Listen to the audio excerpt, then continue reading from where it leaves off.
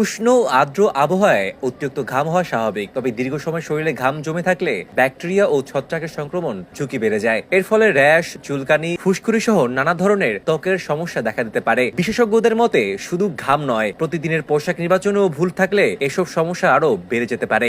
বিশেষজ্ঞরা জানান, nylon, polyester ও সিল্কের মতো কৃত্রিম কাপড়ে সহজে ঘাম শোষণ করতে পারে না, ফলে ত্বকের উপর ঘাম জমে এ থেকে জীবাণু বৃদ্ধির অনুকূল পরিবেশ হয়। অন্যদিকে অতিরিক্ত আর্টশেড পোশাক পরলে শরীরে বাতাস চলাচল বাধাগ্রস্ত হয়। এতে কাপড়ের সঙ্গে ত্বকের ঘর্ষণ বেড়ে গিয়ে র্যাশ, জ্বালাপোড়া ও চুলকানির সমস্যা দেখা দিতে পারে। এই কারণে গরম মৌসুমে সুতি ও লিনেনের মতো প্রাকৃতিক তন্তু তৈরি হালকা ও ঢিলেঢালা পোশাক পরার পরামর্শ দিয়েছে বিশেষজ্ঞরা। এসব কাপড় ঘাম সহজেই শোষণ করে নেয় এবং শরীরে বাতাস চলাচল স্বাভাবিক রাখতে সাহায্য করে, ফলে ত্বক তুলনামূলকভাবে শুষ্ক থাকে এবং সংক্রমণের ঝুঁকিও কমে। পোশাক পরিচ্ছন্নতার বিষয়েও গুরুত্ব দিয়েছেন তারা।